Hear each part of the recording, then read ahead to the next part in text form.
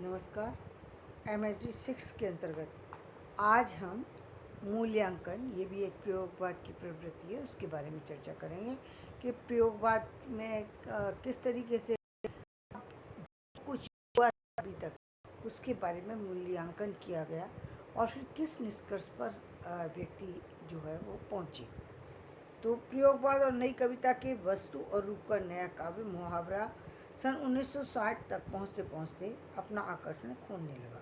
यानी नई कवि अब प्रयोगवाद और प्रयोगवाद के बाद नई कविता या साठोत्तरी कविता भी शब्द सामने आ गए, लेकिन अब इसके साठोत्तरी कवि 60 तक पहुँचते पहुँचते, साठोत्तरी कविता तक नहीं, 60 तक पहुँचते पहुँचते ये नई कविता का जो लोगों के अंदर एक जुनून था वो भी धीरे धीरे ठंडा पड़ने लग गया।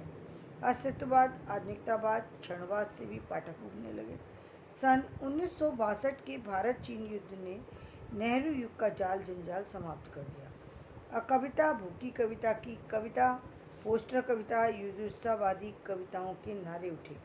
युवा कवियों ने कई तरह की कविता नए युग का यथार्थ को लेकर लिखी, जिसे बाद में किसी अन्य सही नाम के अभाव में समसामयिक कविता कह दिया गया। इसके बाद क्या हुआ कि 2-3 तरह की और कविताएं उभरी। वो कौन कौन सी कविताएं उभरी? जिसका नाम था आकविता। दूसरी थी भूखी पीढ़ी की कविता, पोस्टर कविता, यानी केवल पोस्टर पर जो ऐड यानी से रिलेटेड कविता। युद्धोत्साहवादी कविताओं के नारे भी उठे। युवा कवियों ने कई तरह की कविता नए युग यथार्थ को लेकर लिखी, जिसे बाद में किसी अन्य सही नाम के अभाव में समसामयिक कविता नाम दिया गया।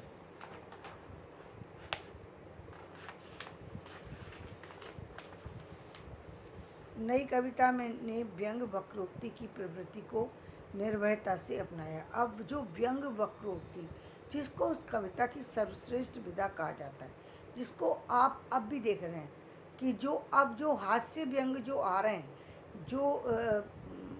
जो व्यंग सीधा सीधा आ रहा है वो तो ठीक है, लेकिन जो हास्य व्यंग में जो एक सुनिश्चित परिणाम को दिखाया जा रहा है, यानी अच्छे भविष्य की जो कल्पनाएं दिखाई जा रही हैं, या फिर उन कमियों को जो दर्शा दिया जाता है, जो कमियां किसी बड़े व्यक्ति की है जिसको हम डायरेक्ट नहीं कह सकते, तो उसको दिखाने की जो प्रवृत्ति है व्यंग वक्रोक्ति, उसको वो वापस से बढ़ने लगे। उसे व्यवस्था या सत्ता विरोध की ताकत दी। जैसे उन्होंने कहा ना कि हमारे भारतेंदु जी, उन्होंने क्या अंधेरी नगरी चौपट राजा भी ये एक तरीके से व्यंग और वक्रोक्ति है कि व्यंग है पूरा पूरा कि अंधेर नगरी है, यहाँ कोई ना तो राजा समझदार है और ना प्रजा समझदार है, ना क्या हो रहा है और क्यों हो रहा है ये किसी को भी नहीं पता। नई कविता की उपलब्धियाँ अर्थभूमि के विस्तार में देखी जा सकती हैं और सीमाएं रूपवादी कलावादी रुझानों में झाँकती मिलती हैं। कुछ भी कहिए, प्रयोगवाद और नई कविता ने पुरानी सौंदर्य रुचियों को बदलने, परिष्कृत करने के साथ हिंदी पाठक की चेतना को जीवन जगत के नए सत्यों से जोड़ रखा। और इसी के साथ मैं अपना विषय आज यहीं समाप्त करती हूँ। कल हम वापस से समसामयिक कविता क्या होती है इसमें आगे चर्चा करेंगे। आज हम अपने विषय को यहीं विराम दे देते हैं। और तो आपने जाना कि मूल्यांकन करने के बाद ये लोगों ने समझा कि जो 60 तक के दशक की कविता थी वो एक अलग तरह की कविता थी, और इसके बाद ही समकालीन कविता, साठोत्तरी कविता, जो भी हम नाम दें उसको, वो चलेगी। वो कैसे चलेगी इसके बारे में चर्चा हम कल फिर करेंगे। धन्यवाद। मेरा वीडियो पसंद आए लाइक करें, शेयर करें और सब्सक्राइब